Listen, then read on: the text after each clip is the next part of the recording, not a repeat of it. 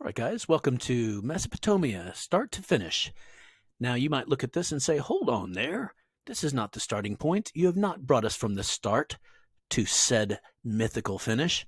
And it's true. If you want to see how to begin Mesopotamia, go find my stack that says the first 6 days of Mesopotamia. It's actually a great guide if you like this game. I love this game mode. There's a lot of wrinkles to it. And as we continue playing this mode, we'll talk more about what those individual eccentricities actually are. But for now, what you can see is I've done my standard move, which is to expand outwards. I'll tell you this, if you go look at the first 6 days, you'll see you have to fight really hard to get through these first 3 territories. And then as soon as you break through, there's like nothing over here. So you use your fast units to capture in. You use your infantry to follow through behind them, and you capture as much territory as you can. Now, you also have to be careful about blocking in people. You don't want to block people in because they're also trying to expand towards this oil field.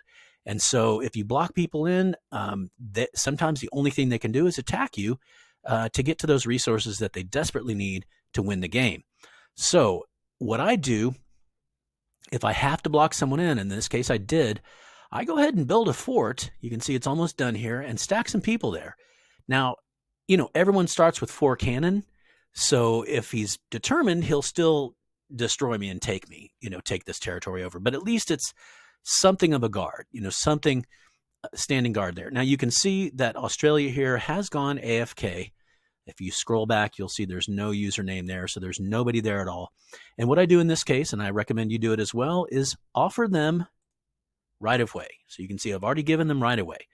And I don't mean offer it as a trade agreement. I mean give it to them. So I've given it to them. So when they're looking at my map, or the AI is digitally looking at my map, they see blue everywhere. They can walk through my territory. They can get to the oil field if they want to. So again, a piece of advice for Mesopotamia is if you block someone in, give them right of way. Then at least they can move through your territory and attack into the oil field if they want to.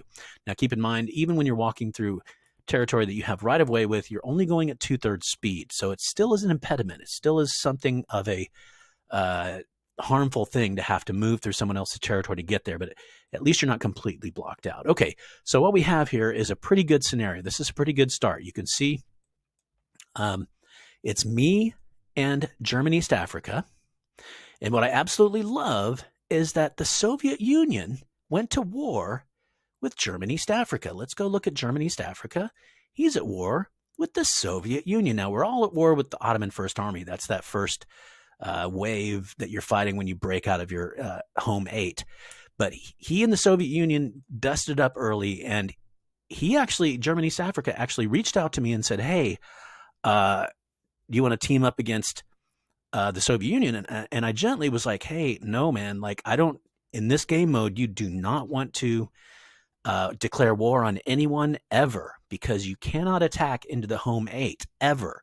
So typically what happens, and it hasn't happened yet, the Soviet Union, this is a clever fuck Ukraine, because of course the Soviet Union, right, is the is the old empire that used to contain Ukraine and Belarus and, all those neighboring territories. And so, I guess this is a play on what's going on right now in the Ukraine. I don't like joking about it because it seems like a really messed up situation, but okay, buddy, whatever.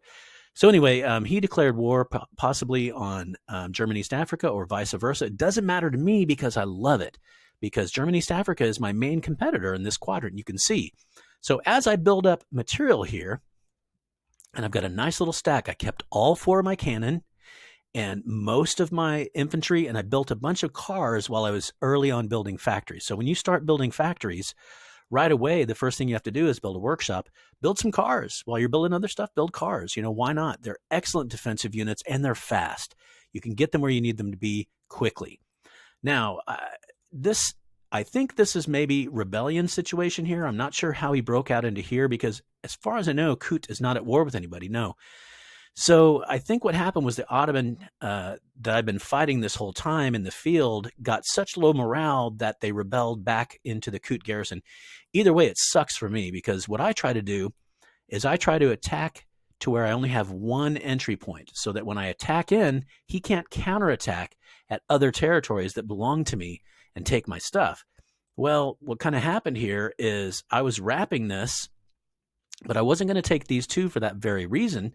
I kind of wanted a buffer, but then he ends up taking it. So really, bordering this this inner Kut garrison, I have 1, 2, 3, 4, 5, 6, 7 territories that are bordering currently this garrison. So that really sucks.